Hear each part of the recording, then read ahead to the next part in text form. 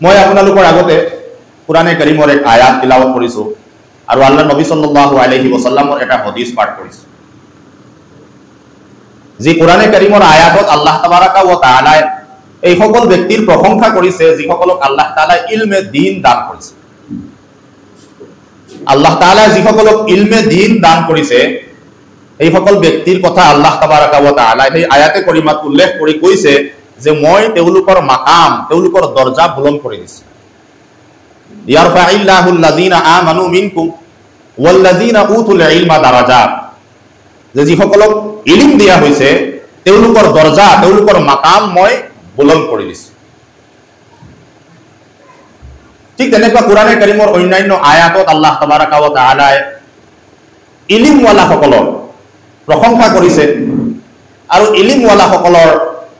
আল্লাহ তাআলাৰ ওচৰত যি স্থান যি মাকাম সেই স্থান আৰু মাকামৰ কথা আল্লাহ তাআলাই বয়ান কৰিছে আৰু এক হাদিস মই আপোনালোকৰ সন্মুখত পাঠ কৰিছিলো যি হাদিসত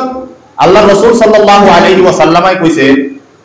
যে খাসলাতান লা তাজতামিআন ফি মুনাফিক দুটা চৰিত্ৰ মুনাফিকৰ গাত একেলগ হ'ব নোৱাৰে দুটা গুণ আছে যি দুটা গুণ একেলগে মুনাফিকৰ গাত থাকিব নোৱাৰে যি ব্যক্তি মুনাফিক হ'ব কি এই দুয়োটা গুণেৰে গুণী কেতিয়াও হ'ব নোৱাৰে সেই দুয়োটা গুণ কি নম্বৰ 1 হুসনুস সাম ভাল চৰিত্ৰ খুশ আখলাক যি ব্যক্তি ভাল চৰিত্ৰৰ গৰাকী হয়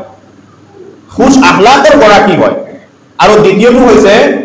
ওয়ালা ফিকুন ফিদ্দিন আৰু যিসকলক আল্লাহ তাআলা ইলমে দ্বীন প্ৰদান কৰিছে যি ব্যক্তি ভাল চৰিত্ৰও আছে আৰু লগতে ইলমে দ্বীনও আছে হাদিসৰ ভাষা সেই ব্যক্তি কেতিয়াও মুনাফিক হ'ব নোৱাৰে তেৰু আহলে ইলম সকলৰ ফজিলত আহলে ইলম সকলৰ মাকাম এই হাদিসৰ দ্বাৰা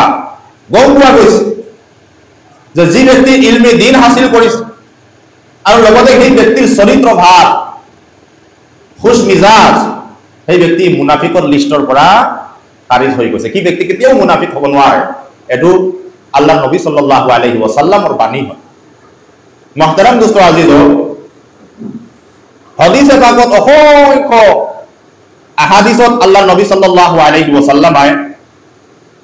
ইলম ওয়ালা সকলৰ প্ৰশংসা ইলম ওয়ালা সকলৰ মৰ্যাদা বয়ান কৰিছে ইলম ওয়ালা সকলৰ মৰ্যাদা বয়ান কৰি পেলাই আল্লাহ নবী সাল্লাল্লাহু আলাইহি ওয়াসাল্লামই এক হাদিসত কৈছে যে যেতিয়া এক ইলম ওয়ালা ফৰিস্তা সকলে লগ পায় ওয়াল মালাইকাতু বিআজনিহাতিহা লাহুম তাহজা যে ফৰিস্তা সকলে যেতিয়া এক ইলম ওয়ালাক লগ পায় তেওঁলোকৰ যি বাজু থাকে তেওঁলোকৰ বাজু তেওঁলোকৰ পাখি আপোনাৰ ঝুকাই দিয়ে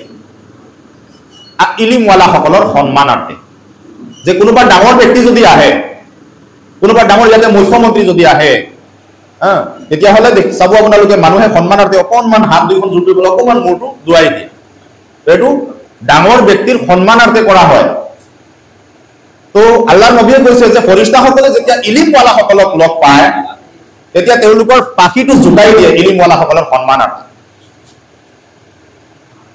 আৰু এক হাদিসত আল্লাহ নবী সাল্লাল্লাহু আলাইহি ওয়াসাল্লামই কৈছে যে আল হিতানু ফিল বাহরি লাহুম তাস্তাগফির যে এই কায়নাতত যিমান পশু পক্ষী যিমান জীৱ জন্তু গছ বিৰিখ যিমান আছে সবে ইলম ওয়ালাৰ কাৰণে মাগফিৰতৰ দোয়া কৰে ইয়াতে প্ৰশ্ন কৰিবৰ বিৰত উত্থাপন হ'ব পাৰে যে বাকি ইমান ওয়ালা সকলে কি দুখ কৰিলে বাকি ইমান ওয়ালা সকলৰ কাৰণে দোয়া কিয় নকৰিব অকল ইলম ওয়ালা সকলৰ কাৰণে কিয় দোয়া কৰিব তো মুহাদ্দিসিন একৰাম সকলে লিখিছে যে ইলম ওয়ালা সকলৰ কাৰণে সেই কাৰণে বেছি দোয়া কৰে যে এৰ ইলম ওয়ালাৰ পৰা হাজাৰ হাজাৰ উম্মতে দ্বীন শিকে হাজাৰ হাজাৰ মানুহে ঈমানৰ কথা শিকে হাজাৰ হাজাৰ মানুহে হিদায়াতৰ ৰাস্তাটো দেখা পায় ঈমানৰ নূৰটো দেখা পায় দ্বীনৰ रोशनी দেখা পায় যাৰ কাৰণে तमाम পৃথিৱীৰ জীৱ জন্তুৰ পৰা আদি কৰি গছ বিৰিখ সবে কি কৰে এক ইলম ওয়ালাৰ কাৰণে মাগফিৰতৰ দোয়া কৰে মুহতাৰাম দোস্ত আজিজ এই হাদিসত কোৱা হৈছে যে আল হিতানু ফিল বাহরি লাহুম তাস্তাগফির আল্লাহ নবী কৈছে যে নাভাবিবা যে অকল শুকান জাগাত থকা জীৱ-জন্তু আৰু গছ বিৰিগে উলামাৰ কাৰণে মাগফিৰতৰ দোয়া কৰে বলকে সাগৰত থকা যিমান মাছ আছে সাগৰত থকা প্ৰতিটো মাছে ইলিমৱালাৰ কাৰণে মাগফিৰতৰ দোয়া কৰে সুবহানাল্লাহ। তো সেই মাকাম আৰু সেই স্থান ইলিমৱালাসকলক আল্লাহ আৰু আল্লাহৰ ৰাসূল সাল্লাল্লাহু আলাইহি ওয়াসাল্লামে দিছে। মাহতাৰাম দোস্ত আজিজ, যিসকল ব্যক্তি অকণমান দিনৰ যিসকলৰ সমজ আছে, ইমানৰ যিসকলৰ অকণমান নূৰ আছে, ইমানৰ তৰং যিসকলৰ দিনত আছে, তেওঁলোকে আহলে ইলম তথা উলামাৰ জৰুৰত আৰু তেওঁলোকৰ যে খিদমত এইখিনি ভালকে দেখাও পায় আৰু বুজিও পায়। কিন্তু আমাৰ উম্মতৰ মাজত এটা চাম এনেকুৱা আছে, আৰু বিশেষকৈ বৰ্তমান যুগত এই চামটো বাঢ়ি বাঢ়ি গৈ আছে, যিসকলে ইলমে দ্বীন বা উলামাৰ প্ৰয়োজন অনুভৱ নকৰে, উলামাৰ প্ৰয়োজনীয়তা আছে বুলি তেওঁলোকে নাভাবে। কিন্তু তেওঁলোকে নাজানে যে ইলমে দ্বীনৰ চৰ্চা উলামা যেতিয়া এই পৃথিৱীৰ পৰা নাইকিয়া হৈ যাব, আমি দেখাত যিমানেই দিনদাৰ ব্যক্তি দেখা পাওঁ, যিমানেই নামাজি ব্যক্তি দেখা পাওঁ, যিমানেই ৰোজাদাৰ ব্যক্তি আৰু জাকাত দেনেৱালা ব্যক্তি দেখা পাওঁ, তেওঁ প্ৰকৃত দিনদাৰ নহব, দিনৰ নামত তেওঁৰ ভিতৰত গুমৰাহী সোমাই ভৰ্তি হৈ থাকে। মাহতাৰাম দোস্ত আজিজ, সাধাৰণ মানুহ এজনে এক ব্যক্তি যেতিয়া সুন্নতি লিবাস পৰিধান কৰে, সুন্নতি দাঢ়ি ৰাখে, 5 ওয়াক্তৰ যেতিয়া নামাজ পঢ়ে, তেওঁ কমপ্লিট দিনদাৰ বা কমপ্লিট ইমানৱালা বুলি দেখা পায়। কিন্তু এক ইলমৰ চকু যাৰ আছে, ইলমে দ্বীন যাৰ আছে, তাৰ চকুত ধৰা পৰিব যে সেই নমাজী ব্যক্তিজনৰ গাত কিমান দুখ আছে, কিমান গলতি আছে, সেই সুন্নতৰ দাঢ়ি ৰখা ব্যক্তিজনৰ কিমান গলতি আছে, কিমান দুখ আছে। সেইটো ধৰিবলৈ হলে এজন ইলিমৱালা ব্যক্তিহে লাগিব, আৰু এক ইলিমৱালা ব্যক্তিহে ধৰিব পাৰিব। মাহতাৰাম দোস্ত আজিজ, গুমৰাহী 2 ধৰণৰ আছে। গুমৰাহী 2 ধৰণৰ গুমৰাহী। আজি ভালকে কথাটো আপোনালোকে বুজি লওক। গুমৰাহী 2 ধৰণৰ, এটা হৈছে বদদিনীৰ নামত গুমৰাহী আৰু এটা হৈছে দিনদাৰীৰ নামত গুমৰাহী। দুইটাৰ মাজত পাৰ্থক্য আছে। হযৰত মাওলানা আশৰাফ আলী থানভী ৰাহমাতুল্লাহ আলাইহি আমাৰ ভাৰতৰ ইতিহাসত আটাইতকৈ ডাঙৰ এজন মুহাদ্দিছ আৰু এজন বুজুৰ্গ আৰু এজন ওলি গুজৰি গৈছে, যোনে তেখেতৰ জীৱনত প্ৰায় 1000 মান কিতাপো লিখিছে আৰু ডাঙৰ ডাঙৰ কিতাপ সব যিবোৰ কিতাপ লিখিছে। তো তেখেতৰ কাৰনামাবোৰ, তেখেতে জীৱনত কিমান কৰি গৈছে খিদমত, এইবোৰ কৈ পেলাই গোটেই দিন গলে শেষ নহব, ইমানেই খিদমত তেখেতে কৰিছে। তো হযৰত মাওলানা আশৰাফ আলী থানভী ৰাহমাতুল্লাহ আলাইহি এই বিষয়ে দীঘলীয়াকে লিখিছে আৰু কৈছে যে বদদিনীৰ নামত যি আপোনাৰ গুমৰাহীত লিপ্ত হৈ আছে, তাতকৈ দিনদাৰীৰ নামত যি গুমৰাহীত লিপ্ত হৈ আছে এইটো ভয়ংকৰ জঘন্য। কিয়? যে এক ব্যক্তিয়ে নামাজ পঢ়া নাই, বেনমাজি হৈ আছে, সি জানে যে মই বদদিনী কৰি আছো, এইটো গুমৰাহী কৰি আছে, বদদিনী কৰি আছে, নামাজ পঢ়া নাই, তো সি জানে যে মই গুমৰাহী কৰি আছো।